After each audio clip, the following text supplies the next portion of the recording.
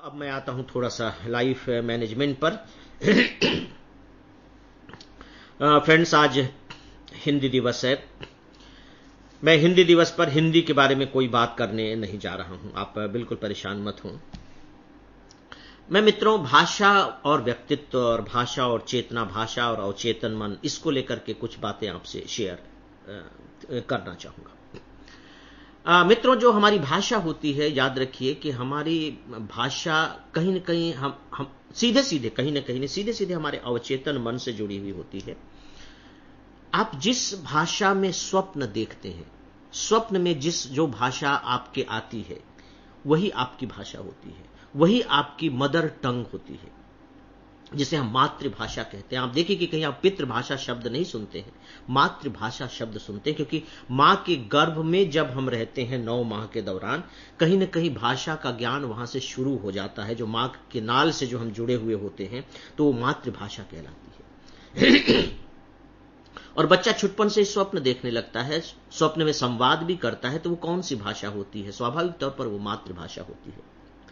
मित्रों, इस तथ्य की चर्चा मैं इस रूप में कर रहा हूं कि जो इनोवेशन है, जो एक नई चीज जो आप क्रिएट करते हैं, जब चाहे वो वैज्ञानिक अनुसंधान हो, चाहे आप कोई नई रचना लिख रहे हो, याद रखिए कि वो हम अपनी मातृभाषा में ही कर सकते हैं, क्योंकि वो अवचेतन तक पहुंचती है।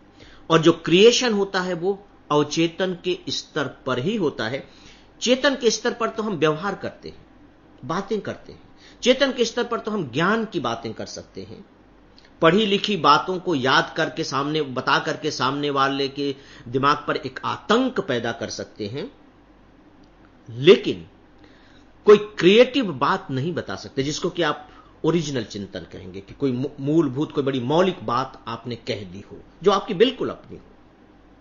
ये बात अलग है कि मैंने कभी सुनी थी, अब मैं भूल गया हूं कि कब सुनी थी, किसने सुनाई थी, किसने कही थी, और वही मेरे अंदर जाकर के अब अलग तरीके से बनकर निकल रही है, और मैं भूल चुका हूं कि किसने कही थी, तो मुझे लग रहा है कि मैं कह रहा हूं। वो बात अलग है कि उस तरह के मैं गलतफहमी में हूं तो।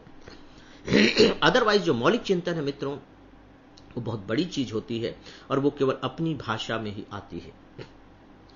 मित्रों, भारत के साथ ये बहुत बड़ा दुर्भाग्य रहा है कि हमने कभी भी अपनी भाषा को, खासकर ब्रिटिशर्स के आने के बाद, वो तरजीह नहीं दी। और हिंदी और हमारी जो क्षेत्रीय भाषाएं हैं, स्टेट की जो भाषाएं हैं, वो इस संकट से गुजर रही हैं, लेकिन स्थितियां बदल रही हैं। दोस्तों, लेकिन मैं आप लोगों से एक बात जो इस अवसर पर विशेष रूप से कहना चाहूंगा, वो ये कि प्लीज आप में से कोई भी, चाहे आप स्टूडेंट हैं, चाहे आप दुकानदार हैं, चाहे आप किसान हैं, चाहे आप मजदूर हैं, चाहे आप नौकरी कर रहे हैं, चाहे आप नौकरशाही क्यों न हो, कि प्लीज आपको अगर अंग्रेजी नहीं आती है, तो आप इसे अपनी कुंठा मत बनने दीजिए, कॉम्प्लेक्स मत बनने दीजिए। अंग्रेजी का ना आना कोई अपराध नहीं है, ठीक है? अंग्रेजी का आना एक प्लस पॉइंट है। अंग्रेजी का ही क्या, आप किसी भी दूसरे भाषा को जान लीजिए तो वो प्लस पॉइंट है। आप हिंदी भाषी हैं, अगर आपको तेलुगु आती है तो प्लस पॉइंट है। आप गुजराती भाषी हैं, आपको बंगला भी आती है, मराठी आती है, ये प्लस पॉइंट है। किसी भी भाषा का आना एक अच्छी बात हो सकती है। सच पूछिए तो जो कुंठा होनी चाहिए, जो शर्म आनी चाहिए, वो इस बात से आनी चाहिए कि मुझे अपनी भाषा नहीं आती है, मुझे अपनी भाषा नहीं आती है। शर्म इसकी होनी चाहिए, कुंठा इसकी होनी चाहिए। तो मित्रों, आपको अंग्रेजी नहीं आती है या आपको कुंठा मत पालिए। हां, अगर आपको अपनी भाषा नहीं आती है तो डेफिनेटली आपके अंदर कुंठा होनी चाहिए।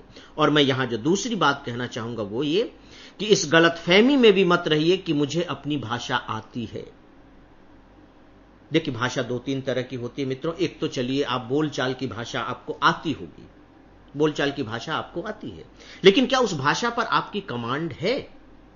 क्या उस भाषा के जो शेड्स होते हैं, उन शेड्स को आप जानते हैं? दोस्तों, आप अनुवाद करके बताइए। मैं आपको एक फिल्म का नाम बताता हूं, इसका आप अनुवाद करके बता दीजिए। हम आपके हैं कौन?